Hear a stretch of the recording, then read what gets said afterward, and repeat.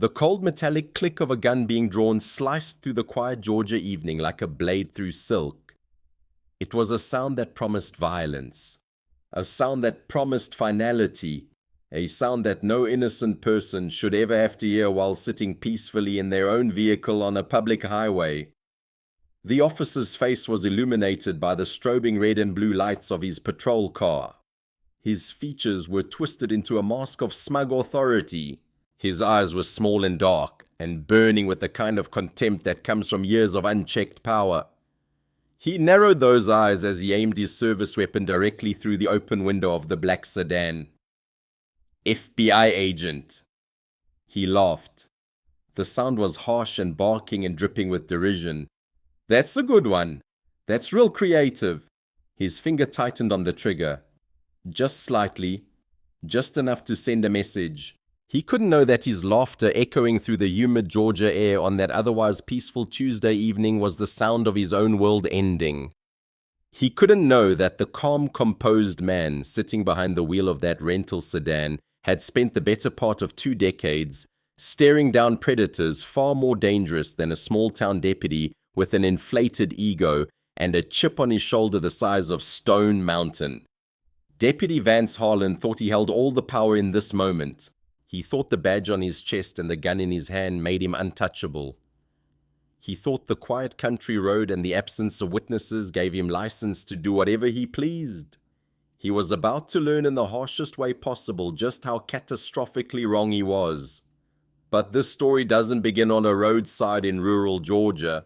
It doesn't begin with the click of a weapon or the flash of patrol lights. This story begins 2 years earlier. In a cell at the state penitentiary in Jackson, where a young man named Marcus Webb sat on a thin mattress and wondered how his life had gone so completely wrong. Marcus was 22 years old. He had been driving to a construction job in Florida when he made the mistake of passing through Oak Ridge County with out-of-state plates and the wrong color skin. Deputy Vance Harlan had pulled him over for a tail light that wasn't broken, searched his truck without probable cause, found nothing, and then returned to his patrol car for 63 seconds. When Harlan came back, he was holding a bag of cocaine. Marcus had never touched cocaine in his life. He'd never even seen it outside of movies. But that didn't matter. His word against a deputy's. His future against Harlan's ego. He took a plea deal because his public defender told him he'd get 20 years if he went to trial and lost.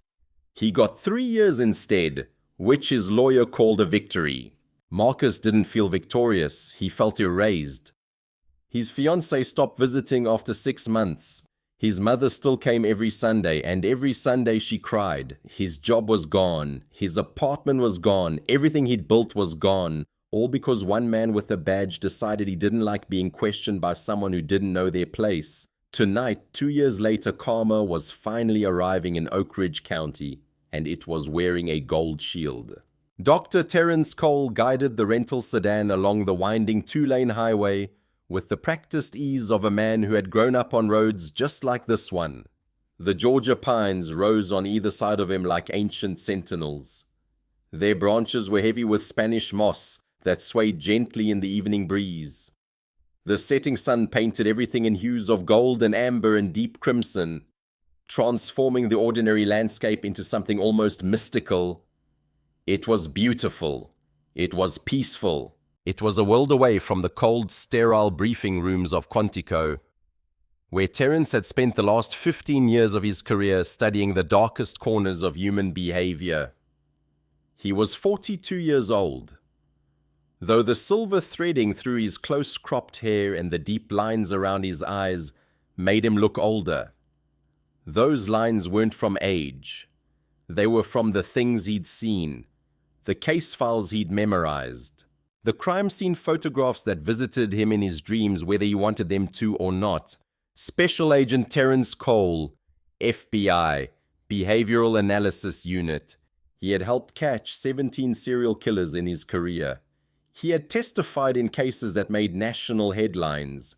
He had sat across interrogation tables from men who had done unspeakable things and gotten them to confess, by understanding how their minds worked better than they did themselves. But tonight he wasn't Special Agent Cole. Tonight he was just Terence, just a son coming home to see his mother. Alma Cole was 71 years old, and she was dying. The diagnosis had come 3 months ago. Stage 4 pancreatic cancer. The doctors had given her 6 months, maybe less. Terence had taken emergency leave the moment he heard. But work had kept pulling him back. Cases that couldn't wait. Testimony that couldn't be rescheduled. He had promised himself he wouldn't let anything else interfere. This visit was non-negotiable. This time was sacred. He thought about his mother as he drove. His hands loose on the wheel, his mind drifting through memories of a childhood that seemed impossibly distant now. Alma Cole had raised him alone after his father left when Terence was 4. She had cleaned houses for wealthy white families in town, scrubbing their floors and washing their dishes so that her son could have books and school supplies and a chance at something better. She never complained, not once. Even when her knees ached and her back screamed and the family she worked for treated her like furniture, she would come home exhausted, heat up whatever she could afford for dinner, and then sit with Terence at the kitchen table while he did his homework. Education is the one thing they can never take from you. She used to say that. You fill your mind up with so much knowledge they won't have room left for their hate. Terence had filled his mind. He had graduated top of his class, earned a full scholarship, pushed his way into the FBI Academy when everyone said a black kid from rural Georgia didn't belong there. He had proven them wrong, again and again and again, but none of that mattered now. What mattered was the time he had left with his mother. What mattered was sitting beside her bed and reading to her from the poetry book she loved. What mattered was making pecan pie together one more time, even if she could only manage a few bites. The rental car hummed along the empty road. The crickets were starting their evening chorus. Terence felt the tension of the past few months begin to ease from his shoulders. He was almost home. He didn't notice the patrol car idling in a turnout half a mile behind him. He didn't notice the way it pulled onto the highway and began to follow. He didn't notice anything at all until the world behind him exploded in a kaleidoscope of flashing red and blue. Deputy Vance Harlan had been with the Oak Ridge County Sheriff's Department for 15 years, and in that time he had cultivated a reputation that preceded him like a warning shot. They called him the Hammer. He had given himself that nickname in his first year on the force, after he broke a suspect's arm during an arrest that Internal Affairs later ruled justified despite 6 witness statements to the contrary. He liked the way it sounded. He liked the way people's faces changed when they heard it. He liked the fear. At 47, Harlan was built like a fire hydrant, compact and solid, with a thick neck and hands that looked like they could crush walnuts. He had a permanent scowl etched into his features, an expression he practiced in the mirror each morning because he believed it made him look authoritative. In truth, it made him look like a man perpetually constipated by his own inadequacy. His personnel file was a masterwork of buried complaints and administrative gymnastics. 11 excessive force complaints in 15 years. 11. Any other department would have fired him after 3, but Oak Ridge County wasn't any other department. Harlan's uncle was a county commissioner. His cousin was the district attorney. The sheriff Garrett Whitmore had tried twice to build a case against him and been blocked both times by political pressure from above. So Harlan remained, and Harlan thrived, and Harlan did whatever he wanted to whoever he wanted, secure in the knowledge that the consequences would never touch him. His favorite hunting ground was this stretch of Highway 17, right at the county line, out of state plates, rental cars, drivers who didn't look like they belonged in his territory. He had a whole system worked out. The broken taillight excuse, the smell of marijuana that existed only in his reports, the bag of cocaine he kept in his glove box for special occasions, the ones where someone looked at him wrong or questioned his authority or failed to show proper fear. Tonight his partner was a rookie named Kyle Briggs, 23 years old, 3 months out of the academy. Still young enough to believe the job was about helping people. Harlan was working on correcting their misconception. Every shift with Harlan was an education in how power really worked in Oak Ridge County. Briggs sat in the passenger seat of the patrol car, watching his training officer scan the highway with the intensity of a hawk hunting mice. "What are we looking for?" Briggs asked. Harlan didn't look at him. "Anything that doesn't fit how?" The older deputy's lips curled into something that wasn't quite a smile. "You know what I mean, Briggs. Don't play dumb." Briggs did know what he meant. That was exactly the problem. 3 months of riding with Harlan had shown him a pattern he couldn't unsee. The stops were never random. The targets were never varied. There was a type, and that type had nothing to do with traffic violations. His stomach turned. His academy training echoed in his head. All those lectures about integrity and service and protecting the public trust. But his academy training hadn't prepared him for the reality of being a rookie in a department where the most dangerous predator wore the same uniform he did. He kept his mouth shut. He watched. He waited. And then a black sedan with Virginia plates came around the bend, and Harlan's entire body went rigid with anticipation. "Well now," Harlan murmured, pulling the patrol car onto the highway. "What do we have here?" The flashing lights appeared in Terrence's rearview mirror without warning, and his response was immediate and automatic. 15 years of training compressed into a sequence of movements so ingrained they required no conscious thought. He checked his speed, exactly the posted limit. He had set the cruise control precisely for this reason. He signaled right. Smooth. Unhurried. He pulled onto the gravel shoulder, the tires crunching softly against the loose stone. He cut the engine, turned on the interior dome light, placed both hands on the top of the steering wheel, fingers spread wide, palms visible, standard procedure. Make them feel safe. Reduce variables. Control the controllable. His heart rate remained steady. His breathing remained even. This wasn't fear. This was preparation. Terrence had been stopped before. Every black man who drove through certain parts of America had been stopped before. He knew the script. He knew the stakes. He knew that the wrong word or the wrong movement or the wrong expression could turn a routine traffic stop into a tragedy that made national headlines. He watched in his rearview mirror as the patrol car's door opened. A stocky figure emerged, silhouetted against the flashing lights, moving with a swagger that Terence recognized instantly. That particular walk belonged to men who mistook authority for power and power for permission. He had seen it in suspects. He had seen it in colleagues. He had seen it in every bully who had ever hidden behind a badge or a title or a uniform. The deputy approached from the passenger side, forcing Terence to turn awkwardly to address him. Classic intimidation tactic. Establish dominance from the first moment. Make the subject uncomfortable. Make them feel vulnerable. Terence remained perfectly still. The officer leaned down. His name tag caught the dome light, Harlan. His face was flushed, probably from the heat, and his eyes were small and dark and roaming across the interior of the sedan with the acquisitive hunger of a man looking for any excuse. Those eyes landed on Terence's leather briefcase in the passenger seat, lingered there, moved to Terence's face.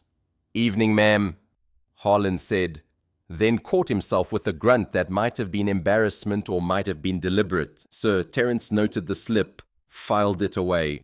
"Good evening, officer," he replied, his voice calm and measured and carefully empty of anything that could be interpreted as challenge or submission. "Was I speeding?" Harlan grunted again. His hand came to rest on the butt of his service weapon with a casualness that was anything but casual.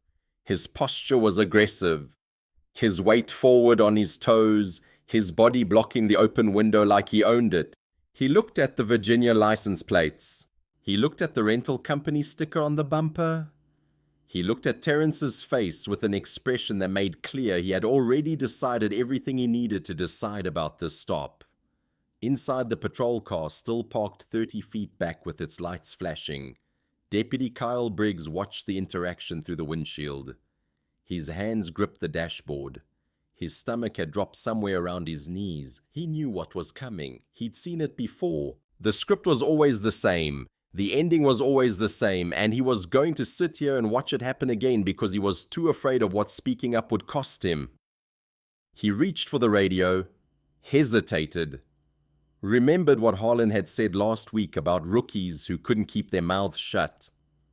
Remembered the story about the last partner who had questioned Harlan's methods. The one who was now working security at a mall in Savannah. He let go of the radio. He sat back. He watched. And he hated himself for it. License and registration. Harlan's voice carried no warmth, no courtesy, not even the pretense of professionalism. It was a command, flat and hard, delivered with the expectation of immediate compliance. Terrence kept his hands visible. "Officer, my wallet is in my jacket pocket. The rental agreement is in the glove compartment. I'm going to reach for them now." Slowly, he narrated every movement. Years of experience had taught him that surprises were dangerous in these situations. He retrieved his wallet with the deliberate care of a man disarming a bomb. He pulled his Virginia driver's license from its sleeve. He reached across to the glove compartment, opened it with exaggerated slowness, and extracted the rental documents. He handed everything through the window. Harlan took the documents without acknowledgement. He shined his flashlight on the license, studying it with theatrical intensity, as if searching for hidden flaws in the lamination. His lips moved slightly as he read the name. Terrence Cole. He said it like he was tasting something unpleasant. "Long way from Virginia, Mr. Cole." The subtext hung in the humid air between them, unspoken but unmistakable. "You don't belong here. What are you doing in my territory? Why are you driving a nice car through a nice neighborhood when you should be somewhere else? Anywhere else. Out of my sight!" Terrence had heard this subtext 1,000 times in his life. From teachers who expected him to fail, from colleagues who questioned his credentials, from witnesses who couldn't believe a black man could be an FBI agent. The words changed, but the meaning never did. "Visiting family." He said simply, "My mother lives in town." Harlan grunted. He took his time examining the rental agreement. The flashlight beam moving back and forth across the pages like he was reading a dissertation instead of a standard car rental contract. He was stretching the moment Terrence realized. Prolonging the discomfort. Making a point. "Everything appears to be in order," Terrence said mildly. "Was there a reason you stopped me, officer?" Harlan's eyes snapped up. Something flickered across his face. A flash of irritation at being questioned, at having to justify himself to someone who should be grateful just to be addressed civilly. He was not accustomed to pushback. He was not accustomed to calm, measured questions delivered without the tremor of fear. "Your right tail light is out," he said. "That's a violation." Terrence's eyebrows drew together slightly. "Officer, I inspected this vehicle before I left the rental agency in Atlanta 3 hours ago. All lights were functioning properly." The irritation on Harlan's face deepened into something darker. "Well, it's out now. Maybe it burned out on the drive. Maybe you didn't check as carefully as you think you did."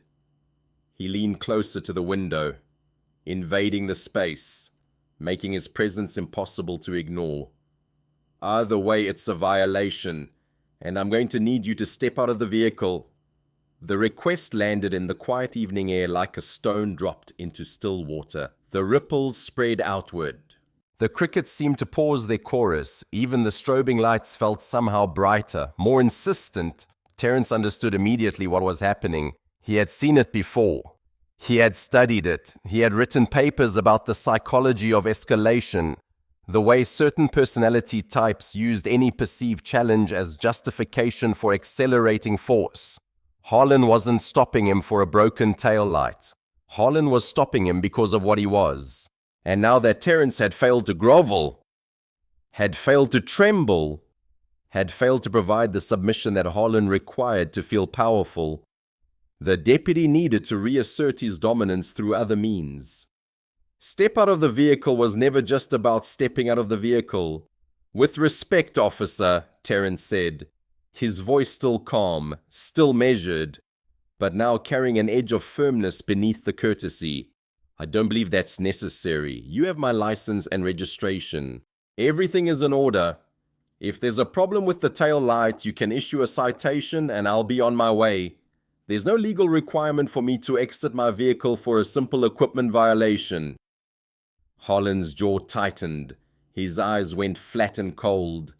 The pretense of professional courtesy, thin as it had been, vanished completely. I didn't ask what you believe, he said, his voice dropping to a low, dangerous register. I told you to step out of the car, now. Inside the patrol car, Kyle Briggs felt his heart hammering against his ribs. He could hear the exchange through his open window. Could see Harlan's posture shifting from aggressive to threatening. Could feel the situation accelerating toward a destination he didn't want to witness. He reached for the radio again. This time his hand actually closed around it. Unit 17 to dispatch, he could say. Requesting supervisor to our location. It would take maybe 10 minutes for Sergeant Patterson to arrive. Long enough to change everything. Long enough to stop whatever was about to happen. But he didn't key the mic. He couldn't, because he could already hear Harlan's voice in his head. The words the senior deputy would say later, back at the station, when nobody else was around to hear. You trying to embarrass me, rookie? You think you know better than me. You think your 3 months at the academy taught you more than my 15 years on the street. And then the reassignment, the cold shoulders, the whispers, the gradual suffocating isolation that came from being labeled a rat in a department that protected its own above all else. Kyle Briggs was 23 years old. He had student loans, he had rent to pay, he had a mother who had cried with joy when he graduated from the academy. The first person in their family to wear a badge. He put the radio down. He watched. Outside, the confrontation was escalating. Officer Harlan, Terence said. And there was something different in his voice now. A weight of authority that hadn't been there before. I am not required by law to exit my vehicle for a traffic stop unless you have reasonable suspicion of criminal activity. A potentially broken tail light does not constitute reasonable suspicion. I will remain in my vehicle while you issue your citation. Harlan's face flushed a deep, mottled crimson. His hand was no longer resting on his weapon. It was gripping it, knuckles white against the polymer frame. You want to talk about the law? He hissed, leaning so close to the window that Terence could smell the coffee on his breath. I am the law out here. You're in Oak Ridge County now, my county. And when I tell you to do something, you do it. That's how this works. That's how it's always worked. He reached for the door handle. Found it locked. The refusal of the door to yield. This small mechanical obstacle that should not have mattered seemed to push something over the edge inside Vance Harlan. His face contorted, his breathing quickened, his entire body vibrated with a rage that had been building for years. Decades, perhaps. Rage at everyone who had ever looked at him wrong. Rage at everyone who had ever questioned his authority. Rage at his ex-wife who had taken the kids and moved to Atlanta. Rage at the world for failing to recognize his greatness. And now this man in his nice rental car with his calm voice and his references to laws. This man who wouldn't get out when he was told. This man who looked at him like he was nothing. Last chance. Harlan snarled. You get out of this car right now or I swear to God I will drag you out through this window. The threat hung between them.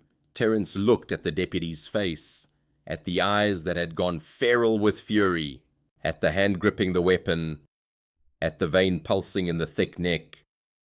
He ran the calculations that his training demanded: distance to the weapon, angle of the door, time required for various defensive responses, and then he ran different calculations, darker ones, the ones that every black person in America learned to run in moments like this, whether they wanted to or not. What happens if I comply? What happens if I don't? What are the odds I survive this encounter if I challenge him further? What are the odds I survive it if I submit? There were no good answers. There never were. The situation had been engineered by centuries of history and decades of policy, and 15 years of Vance Harlan getting away with whatever he wanted to reduce Terrence's options to a set of choices between bad and worse. But Terrence Cole was not just any citizen facing down an aggressive cop on a dark country road. He was a federal agent who had sworn an oath to uphold the Constitution. He had rights that existed not just in theory but in hard law. And he would not have those rights stripped from him by a bully with a badge and an anger management problem. "Officer Harlan," he said. And his voice was steel now, cold and unyielding. "I do not consent to exiting my vehicle. I do not consent to a search of my vehicle. I have not committed any crime beyond the traffic infraction you allege. If you disagree with my interpretation of my rights, I suggest you contact your supervisor to mediate the situation." For a long moment, nothing moved. The night held its breath. Then Harlan smiled. It was not a pleasant smile. It was the smile of a man who had just been handed exactly the justification he needed. "Resisting," he said almost to himself. "Now we're talking." The moment Terrence saw Harlan's hand close fully around the grip of his weapon, he knew the situation had crossed a threshold. There would be no de-escalation now. There would be no reasoning. The deputy had committed himself to a course of action, and the momentum of his rage would carry him forward regardless of consequences. Terrence had one card left to play. He had hoped not to play it. He had come here as a son, not as an agent, but the choice was no longer his. "Officer Harlan," he said, his voice dropping into the register he used in interrogation rooms, the one that cut through noise and emotion and demanded attention. "I need to inform you that I am a federal law enforcement officer. My credentials are on my belt beneath my jacket along with my service weapon. I am going to show them to you now." For a fraction of a second, something flickered across Harlan's face. Doubt, perhaps, or calculation. Then it was gone, buried under the rage that had become his entire operating system. "Federal officer," he repeated, and his tone made clear what he thought of that claim. "Sure you are. I'm going to use my left hand," Terrence continued, keeping his voice steady, his movements telegraphed. "To pull back my jacket and reveal my badge and credentials. My weapon is holstered and will remain holstered. Do you understand?" Harlan didn't respond. His grip on his weapon had shifted, ready to draw. Terrence moved with the agonizing slowness of a man diffusing an explosive. His left hand crossed to the lapel of his blazer. His fingers found the fabric. He pulled it back, revealing what lay beneath. The gold shield of the Federal Bureau of Investigation caught the strobing patrol lights and seemed to ignite. The eagle perched atop the shield spread its wings as if preparing to take flight. Beside the badge clipped to his belt was an ID case, with his credentials clearly visible through the plastic window. And next to that, holstered securely at his hip, was his FBI-issued Sig Sauer P229. The badge gleamed, the eagle soared, the letters FBI stood out against the gold in stark, unmistakable relief. For a long suspended moment, Harlan stared at the shield. His eyes traced the contours of the eagle. His mind attempted to process what he was seeing, tried to reconcile the image before him with the worldview he had constructed over 47 years of existence. Terrence expected fear. He expected sudden horrible realization. He expected the kind of panic that accompanied the understanding that a career-ending, possibly life-ending mistake had just been made. What he got instead was laughter. It burst out of Harlan like an infection finally breaking through the skin. Harsh and barking and thick with contempt, he threw his head back. His body shook. The sound echoed off the pines and scattered into the humid night air. FBI. He managed between gasps of hilarity. An FBI badge. You've got to be kidding me. He shook his head, wiping his eyes with his free hand, his weapon hand still gripping the Glock. Where'd you get that? He asked. Genuine amusement coloring his voice now. Internet. Some kind of costume shop. You think I'm stupid enough to fall for a fake badge? Terence felt something cold settle in his chest. This was worse than rage. Rage could burn itself out. Rage could be redirected. But this contemptuous dismissal, this fundamental refusal to believe what was directly in front of his eyes, this was something else entirely. This was prejudice so deep, so ingrained, so absolute that it had become impervious to evidence. In Vance Harlan's world, a black man driving a nice car through rural Georgia could not possibly be an FBI agent, could not possibly be his superior in the hierarchy of law enforcement, could not possibly be someone whose word would be believed over his own. The badge was irrelevant. The credentials were irrelevant. The truth was irrelevant. Harlan's reality would bend before his beliefs would. Officer, Terence said, his voice flat now, stripped of all pretense of diplomacy. That is an authentic FBI shield. Badge number 2847. My name is Special Agent Terence Cole. I am assigned to the Behavioral Analysis Unit at Quantico, Virginia. If you have any doubt about the authenticity of my credentials, you are welcome to contact the Atlanta Field Office or the FBI switchboard to verify them. Harlan's laughter had subsided, but the smirk remained. He looked at the badge again, then at Terence's face, and his expression hardened into something ugly. Nice try, sweetheart, he said, and the word dripped with venomous condescension. But I've been doing this job since before you were probably out of diapers. I've seen every trick in the book. Fake IDs, fake badges, fake stories. You think you're the first one to try this? You think flashing some costume jewelry is going to scare me off? He shook his head slowly. All you've done is add a charge. Impersonating a federal officer. That's serious time. You just made my night a whole lot more interesting. The gun cleared the holster before Terence could respond. The movement was fast, practiced. The culmination of 15 years of drawing on suspects and victims alike. One moment Harlan's weapon was secured at his hip. The next it was aimed directly at Terence's face. The black muzzle filling the world like an eclipse. Hands on the wheel. Harlan barked. Both of them. Terence complied. His hands returned to the steering wheel, fingers spread wide, his heart rate finally began to climb. Not from fear exactly, though fear was part of it, from the recognition that he had passed through the looking glass into a situation with no clear exit. He was being held at gunpoint by a law enforcement officer who believed he was a criminal. The truth of his identity was irrelevant because the officer was incapable of processing it. Any sudden movement could result in death. Any argument could be construed as further provocation. Any attempt to physically defend himself would be suicide. He was trapped in the kind of nightmare scenario that his training had prepared him for in theory, but that no amount of preparation could truly address in practice. The scenario where the threat came from someone wearing the same general category of badge that he wore himself.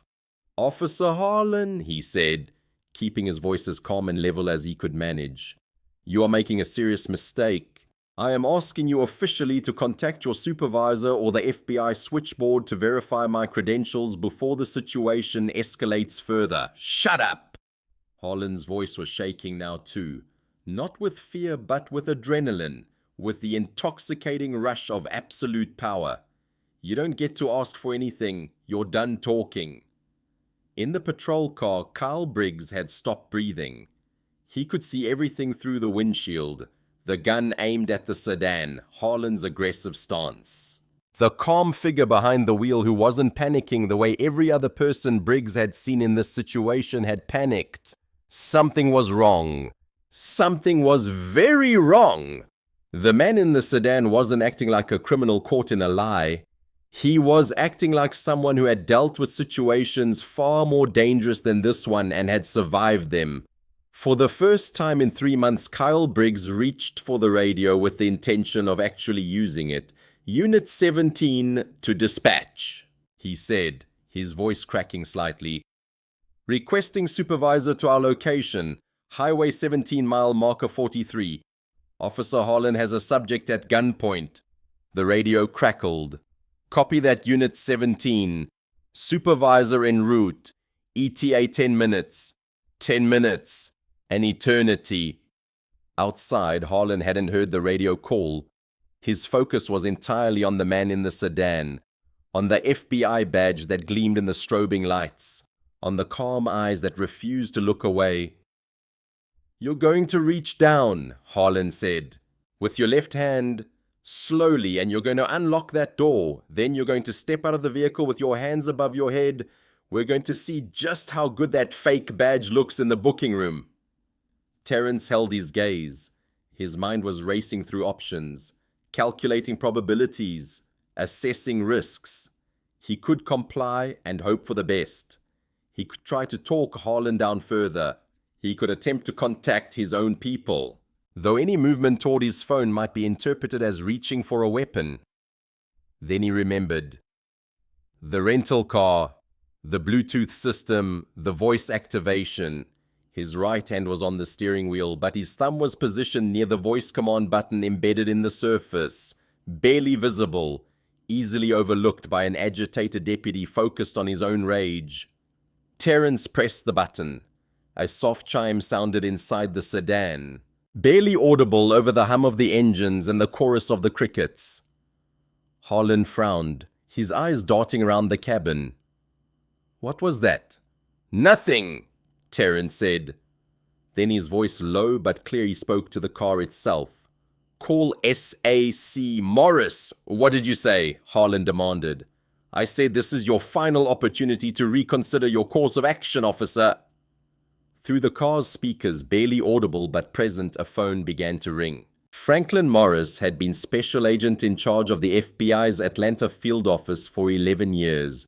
In that time, he had managed counter-terrorism investigations, coordinated multi-state manhunts, navigated the Byzantine politics of interagency cooperation, and testified before 3 different congressional committees. He had gray in his hair, an ulcer in his stomach, and a reputation for being the kind of man who remained unflappable in the face of almost any crisis.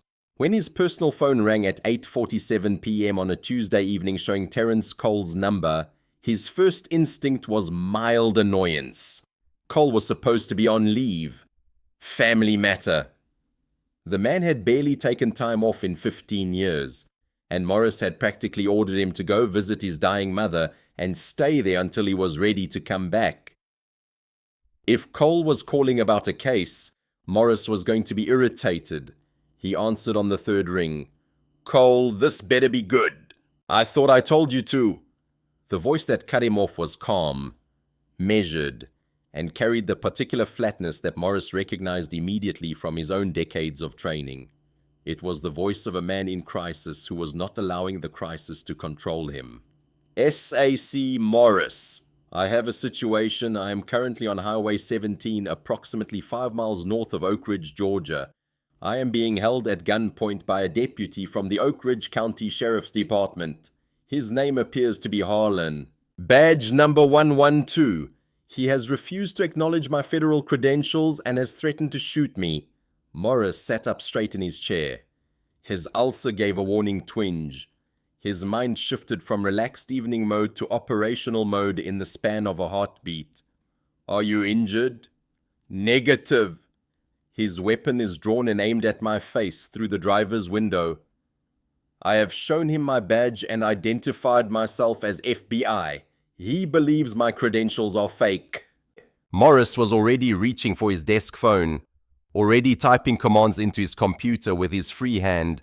Atlanta Tactical Team, Local Law Enforcement Coordination, Legal Authority for Federal Intervention. Is the officer's weapon still aimed at you?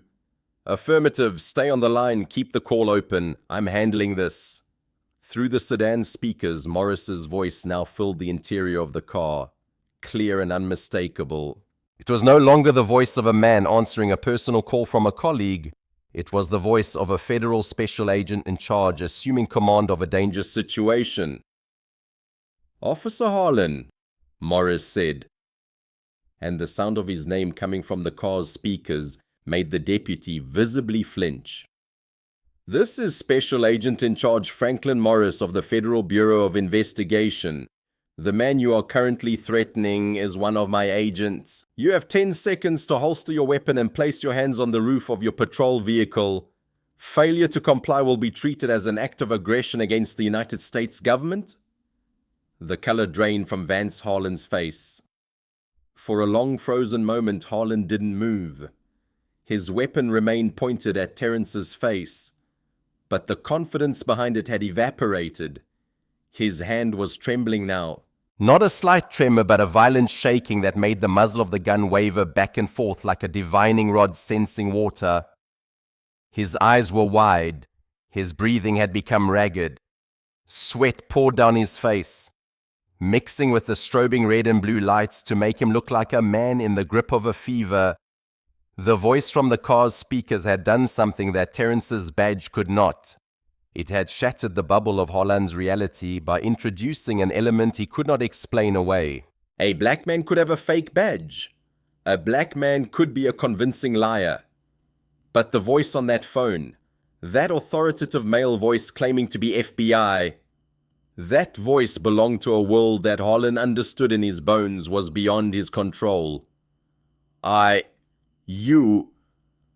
Harlan stammered. This is some kind of trick. You called a friend. I am counting Officer Harlan. Morris's voice cut through the night like a blade. 10, 9, 8. This isn't 8. This. Harlan's weapon hand was shaking so badly now that he could barely keep it raised. This can't be real. 7, 6. I was just doing my job. He matched a description. I was. 5, 4. In the patrol car, Kyle Briggs had his face pressed to the windshield, watching the impossible unfold. He saw Harlan's body language collapse in on itself. Saw the swagger replaced by the hunched posture of a man who had just realized he was standing on the tracks, and the train was already too close to avoid. 3. Harlan made a sound. It wasn't words. It was something between a whimper and a moan. The noise of a psyche cracking under pressure. 2. The gun dropped. Not gently, not carefully. Harlan's fingers simply gave out, and the weapon fell from his hand to clatter against the gravel of the roadside shoulder. He stumbled backward, away from the sedan, his hands coming up in the universal gesture of surrender. Okay, he gasped. Okay, it's away. It's holstered. I mean, it's on the ground. I'm not. I'm backing away. I'm complying. Confirm, Morris's voice demanded. Terrence allowed himself his first full breath in what felt like hours. Weapon is on the ground. Officer is backing away from my vehicle. Good. Stay where you are, Cole. I have Sheriff Garrett Whitmore patched in from Oak Ridge Dispatch. He's en route to your location now. ETA approximately 6 minutes. Atlanta Tactical Team is scrambling. Do not engage further. Keep this line open. Terrence looked at Harlan, who had backed up against the hood of his own patrol car and was staring at the sedan like it contained a coiled snake instead of a federal agent. The bully had vanished. In his place was a terrified man who could feel the foundations of his entire world crumbling beneath him. He had laughed at an FBI badge. He had held an FBI agent at gunpoint. He had threatened to shoot a federal officer over a fabricated traffic stop. And now the weight of what that badge actually represented, the full machinery of the most powerful law enforcement agency on the planet, was descending on him with the inevitability of gravity. His career was over. His freedom was in jeopardy. Everything he had built, every protection he had enjoyed, every assumption he had made about his own untouchability was burning before his eyes. "This can't be happening," he whispered. "This can't be happening." The headlights appeared on the horizon within 5 minutes, cutting through the darkness with the urgency of a rescue mission. A large Chevy Tahoe, its lights flashing, its engine roaring, came around the bend and skidded to a halt behind Harlan's patrol car. Sheriff Garrett Whitmore emerged from the vehicle with the slow, heavy movements of a man who had been dreading this exact moment for years. He was 58 years old, weathered by 3 decades in law enforcement, his face lined with the accumulated weight of countless compromises. He had taken this job believing he could make a difference. He had learned gradually and painfully that making a difference was harder than it looked when your own department was poisoned from within. He had known about Harlan. Everyone knew about Harlan. The complaints that were buried, the settlements that were sealed, the victims who moved away rather than fight a system that was stacked against them. Whitmore had tried twice to build a case against his deputy, and twice he had been blocked by political pressure from above. Harlan's uncle, Harlan's cousin, the web of family connections that protected monsters like Harlan and made reformers like Whitmore feel like they were shouting into a void. But this, whatever this was different. He surveyed the scene with the practiced eye of a veteran. His deputy pale and shaking, backed against his patrol car like a suspect rather than an officer. A black sedan with Virginia plates. Interior dome light illuminating a black man behind the wheel who held himself with the kind of composed authority that didn't fit any scenario Whitmore could construct. And from inside the sedan, still coming through the speakers, the voice of a man who had identified himself as a federal special agent in charge. Whitmore approached the sedan cautiously, his hands visible, his demeanor carefully professional. He stopped a respectful distance away. "Ma'am," he said, his voice a low gravelly baritone. "I'm Sheriff Donovan. Can you tell me what's going on here?" Before Terrence could speak, Morris's voice cut through the air again from the car's speakers. "Sheriff Whitmore, this is SAC Franklin Morris, FBI. Your deputy officer Harlan has just held one of my agents at gunpoint. The situation is now a federal matter." Whitmore's face went rigid. He closed his eyes for a second, a deep sigh escaping his lungs. It was the sigh of a man who had seen this coming, who knew one of his own was a liability, and had prayed this day would never arrive. He looked over at Harlan with an expression of profound disappointment and anger. "Understood, sir," Whitmore said, his voice tight, addressing the disembodied voice from the car. He turned his full attention to Harlan. "Vance, get over here. Now." Harlan shuffled forward like a man walking to the gallows. "Give me your weapon," Whitmore commanded, holding out his hand. "Sheriff Garrett, whoa, your weapon, Vance, now." Numbly, Harlan bent down to retrieve his fallen Glock from the gravel. He ejected the magazine, cleared the chamber, and handed it over grip first, following protocol, even as his world collapsed around him. Whitmore took the weapon, checked it, secured it in his own belt. "Now your cuffs." Harlan's eyes widened in horror.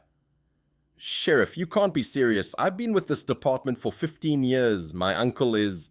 "Your cuffs," Whitmore repeated, his voice like ice. With trembling hands, Harlan unclipped his own handcuffs from his belt and handed them to the sheriff. The comic justice of the moment was breathtaking.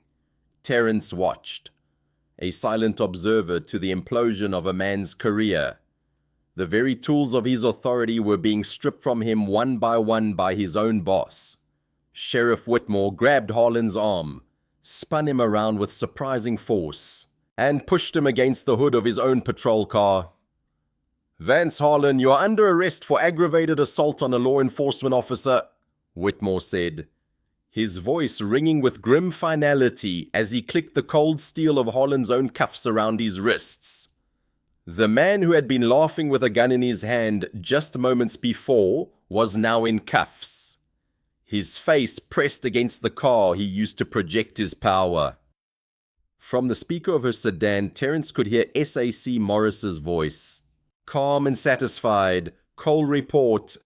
He took his first truly deep breath of the evening. Suspect is in custody, SAC. Local sheriff has secured the scene. The federal hammer hadn't just fallen. It had shattered Vance Harlan's world into a million pieces. The arrival of the FBI was not subtle. Within the hour, the quiet stretch of Highway 17 looked like a scene from a Hollywood blockbuster. Black Suburbans with government plates descended, disgorging a dozen agents in tactical vests, their faces grim and all business. They moved with an efficiency that made the local department look like amateurs. The scene was cordoned off. Measurements were taken, and every inch of both vehicles was photographed. Terence finally stepped out of his car, his legs slightly stiff. The Atlanta field office SACA man named David Bennett greeted him with a firm handshake and a look of deep concern. "Agent Cole," he said. "Glad you're okay. SAC Morris sends his regards and his apologies that you had to deal with this on your personal time." "It's no longer personal time, is it?" Terence replied, his voice steady. Bennett agreed, "It isn't." Vance Harlan, looking utterly defeated, had been transferred to the back of Sheriff Whitmore's Tahoe. He refused to speak, his eyes fixed on the floor. Sheriff Whitmore, meanwhile, was a man caught between loyalty to his department and the undeniable catastrophic failure of one of his own. He approached Terence and Agent Bennett, his hat in his hands. "Agent Cole, ma'am, there aren't words. On behalf of my department, I am profoundly sorry. There is no excuse for what happened here tonight. Sheriff, was this the first time Officer Harlan has had a complaint filed against him for excessive force or racial profiling?" Terence asked, his question direct and clinical. Whitmore's weary face seemed to age another 10 years. He hesitated, the politics of his position warring with the truth. He's had a few complaints from out-of-towners mostly. Nothing ever stuck. Vance has family in this county going back generations. People tend to look the other way. We won't be looking the other way, Agent Bennett stated flatly.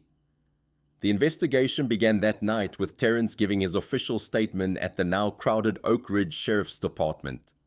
The place was a hive of frantic activity. Deputies who would have barely glanced at him a few hours before were now jumping to get him coffee, their faces a mixture of fear and awe. The power dynamic had been inverted so completely it was almost dizzying. As he recounted the events, every detail precise and unemotional, he realized the case was bigger than his own assault. Harlan's laughter, his utter refusal to believe Terence could be an FBI agent, wasn't just about him. It was a symptom of a deeper sickness. A man that comfortable with his own prejudice and power doesn't use it just once.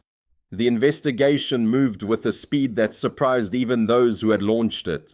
Within 48 hours, the FBI had established a command center in a local hotel, requisitioned records from the Oak Ridge County Sheriff's Department, and begun the methodical process of disassembling Vance Harlan's 15-year career piece by piece. Terence had insisted on being involved. SAC Morris had initially resisted. The victim of a crime investigating that crime was a procedural nightmare. But Terence had made his case.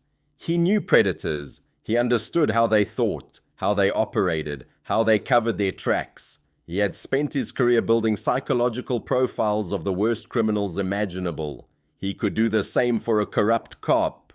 The first major break came from Harlan's patrol car. During a search of the vehicle, a technician found a small hammer tucked inside Harlan's equipment bag. It was an unusual item for a law enforcement officer to carry. Hammers were not standard equipment. They served no obvious purpose on routine patrol, unless of course you needed to break a taillight quickly and quietly to manufacture a probable cause for a stop. The second break came from Deputy Kyle Briggs. Briggs had been brought in for questioning within hours of the incident. He was young, scared, and clearly torn between his instinct for self-preservation and whatever remained of his conscience. He gave evasive answers at first, reciting the departmental talking points about Harlan being a good officer who had made a mistake. Terence sat in on the interview. He didn't speak for the first hour, just observed, watching Briggs' body language, listening to the hesitations in his voice, noting the way his eyes would drift to the side whenever he told a lie. Finally, Terence leaned forward. "Deputy Briggs," he said quietly. "I'm the agent Officer Harlan pulled his weapon on. I'm not from Internal Affairs. I'm not here to protect the department's reputation. I'm a profiler. I study behavior, and right now your behavior tells me that you're not afraid of what we'll find in Harlan's record. You're afraid because you watched it happen. You watched him do these things, and you said nothing." Briggs' composure cracked. His lower lip trembled. His eyes began to water. "I was 3 months out of the academy," he whispered. "What was I supposed to do? He's got connections. His uncle is a commissioner. His cousin is the DA. Anyone who crossed him got reassigned or pushed out. I have student loans. I have my mother to think about. I couldn't." He couldn't finish the sentence. He didn't need to. Terence's voice softened slightly. "I understand the position you were in, but there's a difference between being intimidated into silence and being complicit in criminal activity. Right now you have a choice. You can be a witness who helps us put a predator away, or you can be a co-conspirator who goes down with him. There is no third option." The dam broke. Over the next 3 hours, Briggs described a pattern of behavior that was far worse than anyone had imagined. Harlan targeting out-of-state plates, particularly if the drivers were minorities. Illegal searches conducted without any pretense of probable cause. Cash and valuables disappearing from vehicles during those searches. The small hammer used to break tail lights when he needed an excuse for a stop. And then Briggs mentioned a name that made Terence's blood run cold. "There was this kid," Briggs said, his voice barely above a whisper. "A couple years back, before I joined." Harlan pulled him over, searched his truck, didn't find anything. He was furious. He went back to his patrol car. And when he came back, he had something in his hand. A bag of cocaine. What was the kid's name? I don't know.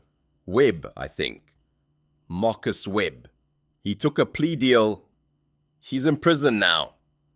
Marcus Webb, 22 years old, serving 3 years for a crime he didn't commit. His life destroyed on a whim by a man who couldn't accept being embarrassed. Terence sat back in his chair. The pieces were coming together. The full scope of Harlan's corruption was becoming clear. And it was worse than anyone had feared. The state penitentiary in Jackson, Georgia, sat on 100 acres of flat, featureless land that seemed designed to crush hope. High fences topped with razor wire, guard towers positioned at regular intervals.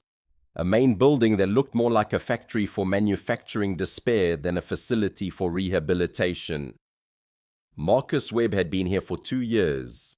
He was brought to the visitation room in shackles, his wrists and ankles connected by a chain that clinked with every shuffling step. The prison-issue uniform hung loose on his frame. He had lost weight since his incarceration, the result of stress and bad food and a soul that had simply given up on nourishment. Terence was waiting for him at a metal table, a slim file folder sitting unopened in front of him. Marcus sat down slowly, his eyes fixed on the table, refusing to look at this well-dressed stranger who had requested to see him. He had learned not to expect good news. Visitors usually meant lawyers asking for money he didn't have, or family members crying about things he couldn't change. "My name is Special Agent Terence Cole," Terence said. "I'm with the FBI." Marcus's head came up slowly. His eyes, which had been dull and defeated, flickered with something that might have been curiosity, or fear, or both? FBI, he repeated. What does the FBI want with me? I want to talk to you about the night you were arrested. The night Deputy Vance Harlan pulled you over for a broken tail light that wasn't broken. Something changed in Marcus's face.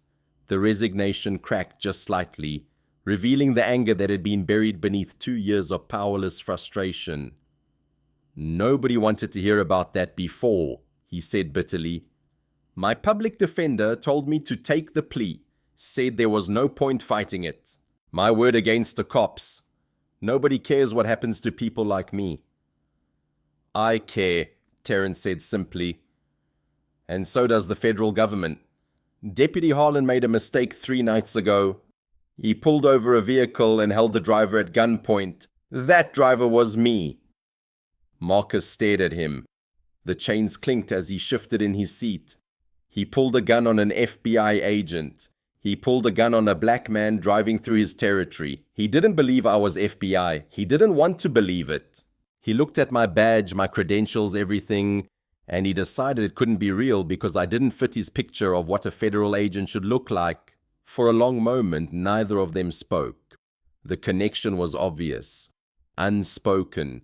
They were 2 black men who had encountered the same predator on the same highway, their fates diverging only because one had possessed the credentials to fight back. He planted those drugs, Marcus said finally, his voice cracking. I never touched cocaine in my life. I was driving to a job, a good job, construction work in Florida. I was going to propose to my girlfriend when I got back. Had a ring and everything. The words tumbled out now. A flood released after years of being damned. He stopped me. Said I had a broken tail light. I was polite. I did everything right. Yes, sir. No, sir. Here's my license, sir. He searched my truck anyway. Didn't find anything. I could see he was angry about it. Then he went back to his car. And when he came back, Marcus's hands were shaking. The chains rattled against the table. He had this look on his face, like he'd won. He reached under my seat and pulled out this bag. Said he'd known all along I was dirty. Said people like me always had something to hide. Terence let the silence hang for a moment, giving Marcus space to compose himself. We found something in Harlan's bodycam footage from that night, he said carefully. He forgot to turn it off when he went back to his patrol car. There's audio. You can hear him talking to himself as he retrieves the drugs from his glove box. You can hear the compartment open and close. Then you can hear him walk back to your vehicle. Marcus's breath caught, his eyes widened. You mean there's proof? There's proof. And that proof, combined with the testimony we're gathering from other officers and other victims, means that Vance Harlan is going to prison for a very long time. It also means that your conviction is going to be reviewed. The U.S. Attorney's Office is already preparing the paperwork. For the first time in 2 years, something that might have been hope flickered across Marcus Webb's face. It was tentative, fragile, like a flame in a strong wind, but it was there. I might get out. You're going to get out. And you're going to have the chance to tell your story. To stand in a courtroom and look at the man who stole 2 years of your life and tell the world exactly what he did to you. Marcus put his head in his hands. His shoulders shook. The tears that came were not tears of despair. Those had run dry long ago. These were something different, something like release. The news broke like a thunderclap over a quiet valley. Local deputy accused of framing innocent man, threatening FBI agent. The headline ran on every major news outlet within 24 hours. The story had everything the media craved: racial injustice, police corruption, a dramatic confrontation on a dark highway, and a victim whose story was so sympathetic it practically demanded outrage. Camera crews descended on Oak Ridge County like locusts. They filmed the sheriff's department from every angle. They interviewed anyone willing to talk. They dug up every public record they could find about Vance Harlan, his family connections, his disciplinary history, the complaints that had been buried and the settlements that had been sealed. Sheriff Garrett Whitmore held a press conference on the steps of the county courthouse, his face carved from stone and his voice tight with barely controlled emotion. The actions of Deputy Harlan do not reflect the values of this department or this community, he said. Reading from a prepared statement, we are fully cooperating with the federal investigation. I am announcing today a comprehensive audit of all arrests and traffic stops conducted by Deputy Harlan during his tenure with this department. Any individual who believes they were wrongfully targeted is encouraged to come forward. The flood of responses was immediate. A black family from Chicago came forward with their story, pulled over for a swerving violation that never happened, held on the roadside for over an hour while their car was searched. Their 2 young children crying in the back seat as they watched their parents treated like criminals. A Hispanic couple on their honeymoon revealed that $500 in cash, their wedding gift money, had vanished from their glove compartment during a search. They had reported it. Nothing had been done.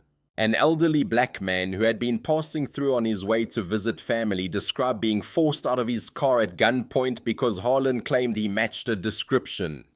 No description was ever produced. No arrest was ever made. The man had been too terrified to file a complaint. One by one, the victims emerged from the shadows. 12, 15, 23. Each story worse than the last. Each story a testament to years of unchecked abuse. The FBI investigation expanded. 3 other officers from the Oak Ridge County Sheriff's Department were placed on administrative leave, pending review of their involvement in covering up or enabling Harlan's behavior. Harlan's cousin, the district attorney, recused himself from all related matters and announced he would not seek re-election. The federal grand jury in Atlanta convened. Witness after witness testified. The bodycam footage from Marcus Webb's arrest was played for the jurors, and the sound of Harlan muttering to himself as he retrieved the planted drugs echoed through the chamber like an accusation from the grave. The grand jury deliberated for less than an hour. They returned a true bill of indictment, 12 counts in total: assault on a federal officer, evidence tampering, perjury, multiple violations of civil rights under color of law, conspiracy to deprive citizens of their constitutional protections. The federal hammer had been forged. Now it was ready to fall. The day Marcus Webb was brought to the federal courthouse in Atlanta to testify before the trial jury was a day he would remember for the rest of his life. He had been granted temporary release from prison for the proceedings. His conviction under review pending the outcome of the federal case. He wore an ill-fitting suit that the FBI had provided. The shoulders too wide, the sleeves too long, making him look even younger and more vulnerable than his 22 years. Terrence met with him in a small conference room before the testimony began. The young man's hands were shaking, his eyes darting nervously around the unfamiliar surroundings. "I don't know if I can do this," Marcus said quietly. "Stand up there in front of everyone. Talk about what he did. What if they don't believe me?" Terrence sat down across from him. "They're going to believe you because you're telling the truth, and because there's evidence that backs up every word you say.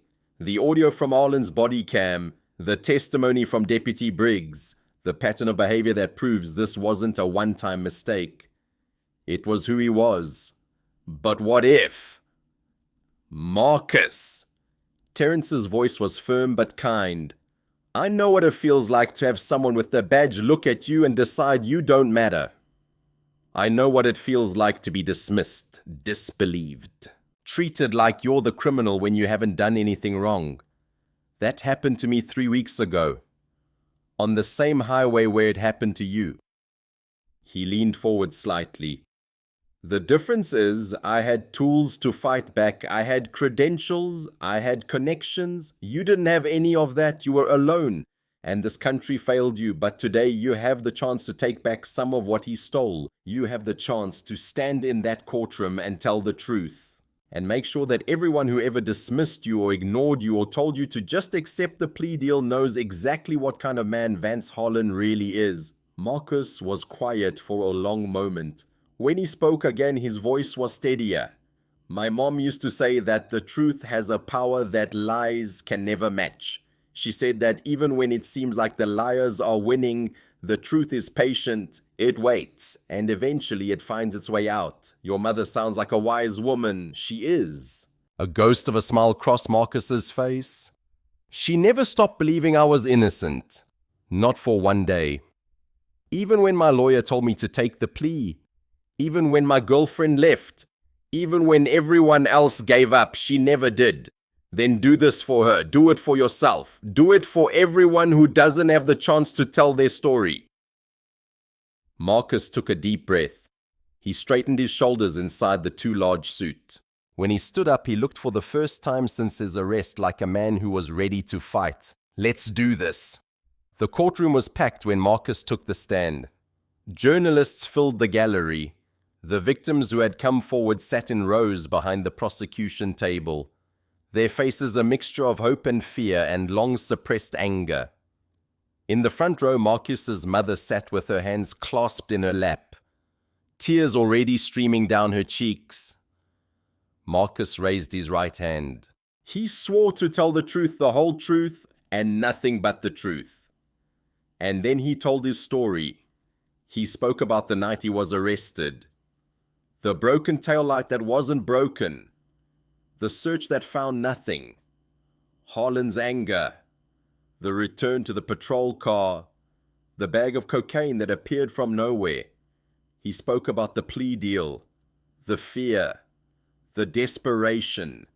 The feeling of being trapped in something designed to crush him. He spoke about prison, the violence, the isolation, the endless grinding despair of knowing you were innocent but having no way to prove it. His voice cracked sometimes, his eyes filled with tears, but he never stopped, he never looked away. And when the prosecution played the audio from Harlan's bodycam, the sound of a glove box opening, the muttered words, "Let's see how this little punk likes a real charge." A collective gasp ran through the courtroom. The defense attorney tried to shake him on cross-examination, tried to paint him as a criminal looking to exploit a technicality, tried to suggest that maybe, just maybe, the drugs had been his all along. Marcus didn't waver. "I have never touched cocaine in my life," he said, his voice steady. "I have never used drugs. I have never sold drugs. I was driving to a job. I had a future. I had a life. And he took all of that from me because he was angry that I wasn't what he wanted me to be." The defense attorney sat down. There was nothing more to say. The trial of the United States versus Vance Harlan had become, as trials of this magnitude often do, a referendum on something larger than one man's crimes. It was a reckoning for years of ignored complaints and buried evidence and victims whose voices had been silenced by protections designed to shield their abusers. The prosecution built its case methodically, brick by brick. They called Deputy Kyle Briggs, who testified about everything he had witnessed during his time as Harlan's partner. They called the victims one by one, each story adding weight to the mountain of evidence. They showed the body cam footage. They presented the forensic analysis that proved the hammer in Harlan's equipment bag had been used to break tail lights. The defense, led by a high-priced attorney from Atlanta named Theodore Marsh, tried every tactic in the book. They argued that Harlan had been a dedicated officer who made a single mistake under pressure. They claimed that the body cam audio was ambiguous, that the words could be interpreted differently. They painted Terrence as an arrogant federal elitist who had provoked the confrontation by refusing to comply with reasonable commands. It backfired catastrophically. When Terrence took the stand, he was everything the defense attorney had not wanted him to be. Calm, precise, unshakable. He recounted the events of that night with the same measured clarity he had used while staring down the barrel of Harlan's gun. "You showed your badge to the defendant?" the prosecutor asked. "I did." And what was his response? He laughed. He said FBIU. He called my credentials fake. He refused to verify them through proper channels. And then he drew his weapon and aimed it at my face. The defense attorney tried to rattle him during cross-examination. He suggested that Terence had been combative, that he had refused reasonable requests, that any officer in Harlan's position would have felt threatened. Terence's response was delivered in a tone so cold it seemed to drop the temperature in the courtroom by several degrees. I complied with every lawful request Officer Harlan made. I moved slowly. I kept my hands visible. I identified myself as a federal agent and showed him my badge. His response was to point a loaded weapon at my head and threaten to kill me. The only thing I refused to do was surrender my constitutional rights to a man who had already demonstrated he had no intention of respecting them. The defense attorney sat down. His client, sitting at the defense table in a rumpled civilian suit, stared at the floor. The jury deliberated for 4 hours. When they returned, every seat in the courtroom was filled. The journalist leaned forward. The victims held hands. Marcus Webb sat between his mother and Terence, his leg bouncing nervously beneath the table. The foreperson stood, on the charge of assault on a federal officer. How does the jury find? We find the defendant guilty. On the charge of evidence tampering, how does the jury find? Guilty. On the charge of perjury. Guilty. The word fell again and again. A drumbeat of justice. 12 counts in total. With each verdict, Harlan seemed to shrink further into himself, his face crumbling, his body collapsing inward like a building losing its structural integrity. By the time the last count was read, guilty on the charge of conspiracy to deprive citizens of their constitutional rights.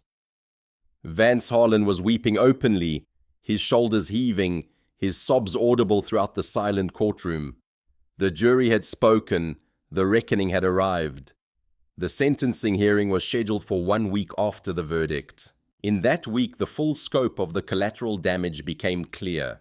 Harlan's wife filed for divorce on the 3rd day. She had stood by him through the trial, sitting dutifully in the gallery, her face carefully neutral. But the guilty verdicts had been too much. She packed her bags, took their 2 children, and moved in with her sister in another state. She changed her phone number. She removed herself from their joint bank accounts. She erased every trace of him from her life as thoroughly as if he had never existed. His fellow officers abandoned him with equal speed.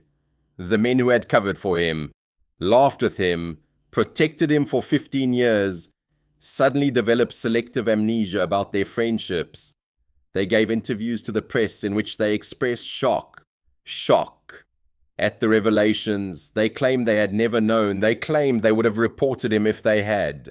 Carl Briggs, who had actually reported what he witnessed, was treated as a pariah. The thin blue line, it seemed, had no room for those who dared to break its code. Even when that code protected monsters, the federal courthouse in Atlanta was packed to capacity on sentencing day. Journalists from national outlets jostled for seats. The victims and their families filled the rows behind the prosecution table, their faces a mixture of anticipation and lingering grief. Outside, a small crowd had gathered, holding signs and chanting slogans about police accountability and justice reform. Vance Harlan was led into the courtroom in shackles, wearing an orange jumpsuit that hung loose on his diminished frame. He had lost weight during the weeks of trial and incarceration. His face was gaunt, his eyes hollow, his swagger nowhere to be found. He was seated at the defense table next to his attorney, who looked like a man who knew he was fighting a losing battle and simply wanted it to be over. Judge Helena Cross entered the chamber, and everyone rose. Before sentencing, Judge Cross offered the victims an opportunity to address the court. It was a moment that the legal process rarely afforded to those who had been wronged, a chance to look their abuser in the eye and tell him exactly what he had done to them. Marcus Webb was the first to speak. He approached the podium with steady steps, clutching a piece of paper that trembled slightly in his hands. He had written and rewritten his statement a dozen times over the past week, trying to find the right words for a moment that words could never fully capture. "Mr. Harlan," he began, his voice stronger than he had expected it to be. "When you arrested me, I was 20 years old. I was driving to a new job, a new life. I was going to ask my girlfriend to marry me when I got back home. He paused, swallowed, continued.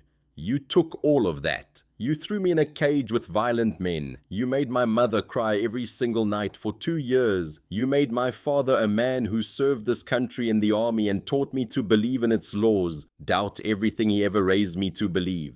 His voice rose slightly. You did it because you could. Because I had out-of-state plates and brown skin. Because I questioned why you were searching my truck when I hadn't done anything wrong. You thought I was nobody. You thought I wouldn't matter. Marcus looked directly at Harlan, who was staring at the table in front of him, unable or unwilling to meet his eyes. But today, I'm not a victim. Today, I am a survivor. I survived your corruption. I survived your cruelty. I survived 2 years in a prison cell for a crime I never committed. And today, I get to stand here in my freedom and watch this court take yours. He sat down. The courtroom was silent except for the quiet weeping of his mother and several other victims. Other victims spoke as well. The family from Chicago, the honeymoon couple, the elderly man who had been too afraid to file a complaint. Each story was different, but the theme was the same. Lives disrupted, trust destroyed, innocence shattered by a man who believed his badge made him untouchable. When the last victim finished speaking, Judge Cross asked if the prosecution wished to make any additional statements. The U.S. attorney declined, gesturing instead toward Terence. But Terence shook his head slightly. He caught Marcus's eye across the courtroom and gave a small nod. This was not his moment. This was theirs. Judge Helena Cross had presided over federal courtrooms for 30 years. In that time, she had seen every variety of criminal, killers and thieves, fraudsters and terrorists, men and women who had done unspeakable things for reasons that ranged from greed to madness to simple human weakness. But there was a special category of criminal that provoked her deepest contempt. Those who had been entrusted with the power of the state and had used that power to prey upon the very citizens they had sworn to protect. She looked at Vance Harlan, slumped in his chair at the defense table, and she felt no pity. Mr. Harlan, she began, her voice filling the courtroom with the quiet authority of accumulated wisdom and barely restrained fury. I have read the pre-sentencing report. I have reviewed the evidence. I have listened to the testimony of your victims, and I've come to a conclusion about who and what you are. She paused, letting the silence stretch. You are not a police officer. You were never a police officer. A police officer serves and protects. A police officer upholds the law. A police officer treats every citizen regardless of their race, their background, their circumstances with the dignity and respect that the badge demands. Her voice hardened. You are a predator. You used your badge as a weapon. You used your uniform as camouflage. You drove through the night looking for prey. And when you found it, you devoured it without mercy or remorse. She gestured toward Terence, seated in the gallery. You held a federal agent at gunpoint, a man who has dedicated his life to hunting the kind of monsters you have proven yourself to be. You looked at his badge, his credentials, his face, and you decided that he couldn't possibly be who he claimed to be. Your prejudice was so absolute, your arrogance so complete, that you were willing to risk his life and your own freedom rather than accept that your assumptions might be wrong. She turned her gaze to Marcus Webb. But that was not your greatest crime. Your greatest crime was what you did to Mr. Webb and to all the others who came before him. You destroyed lives for sport. You planted evidence because you felt disrespected. You manufactured criminals out of innocent people because your ego demanded it. She leaned forward slightly, her eyes locked on Harlan. There is no sentence I can impose that will undo what you have done. No amount of prison time will give Mr. Webb back the 2 years you stole from him. No punishment will erase the trauma you inflicted on countless families, but I can ensure that you never hurt anyone again. She took a breath. On the charge of assault on a federal officer, I sentence you to 20 years in federal prison. The maximum allowed by law. A murmur ran through the courtroom. On the charges of evidence tampering and perjury related to the case of Marcus Webb, I sentence you to an additional 20 years in federal prison. This sentence is to be served consecutively to the first. Harlan's head came up. His eyes widened in horror as the math became clear. Consecutively. 40 years. For Vance Harlan, 47 years old, it was a life sentence. Mr. Harlan, Judge Cross concluded, her voice ringing through the chamber like a blacksmith's hammer striking iron. You used your authority to put an innocent man in a cage. You believed your badge made you untouchable. You believed that would continue to protect you as it always had. She paused. You were wrong. Justice may be slow, but it is not blind, and it does not forget. She raised her gavel. You will spend the rest of your productive life behind bars, thinking about every person you harmed, every lie you told, every life you destroyed. That is my judgment. That is my sentence. This court is adjourned. The gavel fell. The sound echoed through the courtroom like the closing of a door that would never open again. The U.S. Marshals moved forward immediately, taking Harlan by the arms and pulling him to his feet. He didn't resist. He couldn't. Whatever remained of the man who had once called himself the Hammer had shattered completely in the moment since the judge pronounced his sentence. He was crying, not the angry tears of defiance or the calculated tears of manipulation, but the helpless broken weeping of a man who had finally understood that there was no escape, no appeal, no political connection that could save him. This can't be happening, he sobbed as they led him away. This can't be real. I was just doing my job. His voice cut off as the door to the holding area closed behind him. The sound of his shackles dragging against the floor faded into silence. The courtroom erupted into movement. Journalists rushed out to file their stories. Victims embraced their families. The prosecution team shook hands and exchanged exhausted smiles. Marcus Webb remained in his seat for a long moment, staring at the door through which Harlan had disappeared. His mother sat beside him, her arm around his shoulders, her face wet with tears. "It's over," she whispered. "It's really over." Marcus nodded slowly, but there was a complexity in his expression that went beyond simple relief. The man who had stolen 2 years of his life was going to prison forever. Justice in some legal sense had been served. But the scars remained, the lost time remained. The fiancé who had given up on him, the job that had gone to someone else, the youth that had been spent in a cell, those things could not be returned. "It's not over," he said quietly. "It's never really over. But it's something. It's a start." Terence found him a few minutes later as the courtroom began to empty. They stood together in silence for a moment. Two men who had encountered the same predator on the same highway, their fates diverging only because one had possessed the credentials to fight back. "What happens now?" Marcus asked. "Now you rebuild. Your conviction will be formally vacated within the month. The state is already working on a compensation settlement. It won't be enough. It's never enough, but it will help. And there are people who want to hear your story. Advocacy groups, media outlets, organizations working on police reform.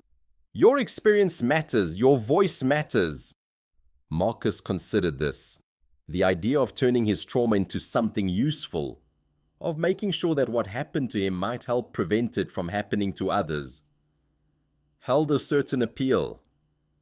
"And you?" he asked. "What happens to you?"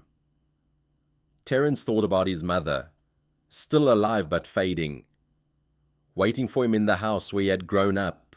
He thought about the cases waiting for him at Quantico, the profiles yet to be written, the predators yet to be caught.